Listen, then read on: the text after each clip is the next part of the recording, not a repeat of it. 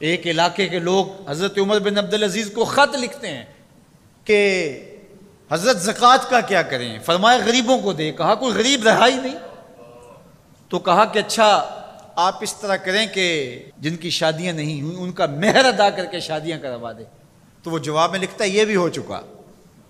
تو کہا لوگوں کو قرضہ دے دیں۔ کہا کسی کو قرضے کی ضرورت ہی نہیں ہے۔ رحمت کا گہوارہ ہے یہ برکت والا ماہرہ، رحمت کا گہوارہ ہے یہ برکت والا ماہرہ۔ حضرت عمر بن عبدالعزیز جو کہ اموی خاندان کے چشم و چراغ تھے، لیکن ان کا مزاج سب سے ہٹ کے تھا، انوکھا اور نرالا تھا۔ سلیمان نے ساری زندگی تخت و تاج کی بسر کرنے کے بعد سوچا کہ میں ان کو اپنا نائب بناؤں۔ تو خیر جب ان کا انتقال ہوا تو لوگ دمشق کی جامع مسجد میں جمع ہوئے اور وصیت نامہ پڑھا گیا۔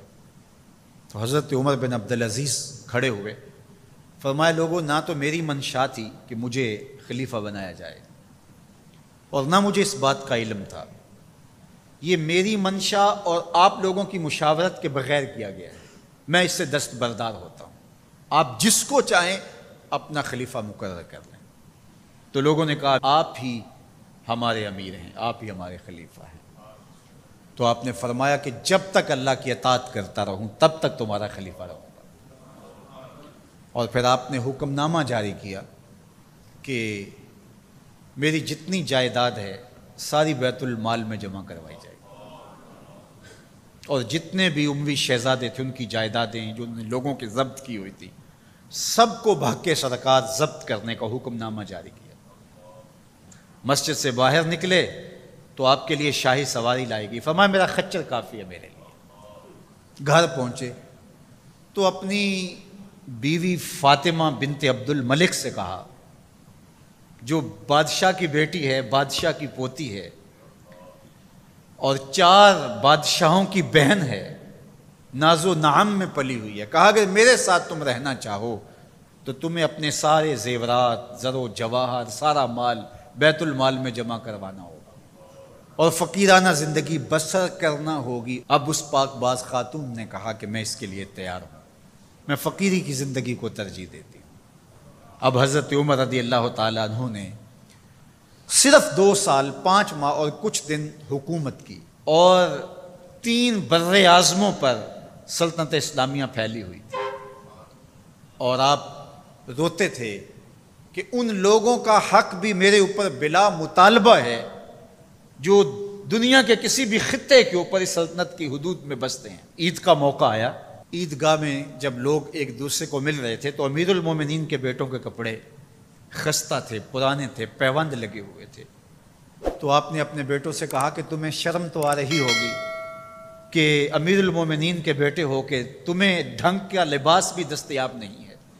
تو آپ کا ایک بیٹا عبد الملک بن عمر بن عبدالعزیز جو آپ کی زندگی میں انتقال کر گیا تھا، اس نے کہا ہمیں اس بات پہ فخر ہے کہ ہمارے باپ نے خیانت نہیں کی ہے، ہمارا باپ دیانتدار ہے۔ جب گھر آتے ہیں تو آپ کی بیٹیاں آپ کو عید مبارک کہتی ہیں، آپ سے ملتی ہیں، لیکن منہ پہ کپڑا دھرا ہوا ہے۔ تو حضرت عمر رضی اللہ تعالیٰ عنہ عمر بن عبدالعزیز بولتے ہیں کہ بیٹی آپ نے چہرے کے اوپر کپڑا کیوں رکھا ہوا ہے؟ تو وہ کہتی ہیں ہم نے کچے پیاز سے آج کھانا کھایا ہے تو اس لیے ہم نے کپڑا رکھا ہے کہ آپ اس کی سمیل محسوس نہ کریں۔ تو حضرت عمر بن عبدالعزیز رو پڑتے ہیں اور فرماتے ہیں کہ کس باپ کا جی نہیں چاہتا کہ میری اولاد آسودہ ہو، لیکن میں آخرت سے ڈرتا۔ حضرت عمر بن عبدالعزیز رضی اللہ تعالیٰ عنہ کے 2 سال 5 ماہ اور چند دنوں کے اندر ایسا عدل پھیلتا ہے کہ لوگ کہتے ہیں ہمیں لگتا تھا آسمان اور زمین کے درمیان ترازو گاڑ دیا گیا ہے، ہر شے پوری پوری تولی جا رہی ہے، اور اتنی خوشحالی آتی ہے، اتنی خوشحالی آتی ہے، لوگ زکوٰۃ کے پیسے لے کے نکلتے ہیں، کوئی زکوٰۃ لینے والا نہیں ملتا۔ ایک علاقے کے لوگ حضرت عمر بن عبدالعزیز کو خط لکھتے ہیں کہ حضرت زکوٰۃ کا کیا کریں؟ فرمایا غریبوں کو دے۔ کہا کوئی غریب رہا ہی نہیں، تو کہا کہ اچھا آپ اس طرح کریں کہ جن کی شادیاں نہیں ہوئیں ان کا مہر ادا کر کے شادیاں کروا دیں۔ تو وہ جواب میں لکھتا ہے یہ بھی ہو چکا۔ تو کہا لوگوں کو قرضہ دے دیں۔ کہا کسی کو قرضے کی ضرورت ہی نہیں ہے۔ تو پھر فرماتے ہیں اچھا غیر مسلموں کو قرضہ دیں تاکہ وہ کھیتی باڑی کر کے زراعت کے کام کو بڑھائیں۔ یہ عمر بن عبدالعزیز کا دور ہے۔ عدل پھیلا، نور پھیلا، روشنی پھیلی۔ شہزادگی کی زندگی سے ایک دم اپنے آپ کو ایک چھوٹے سے کٹیا کے اندر محدود کر لیا۔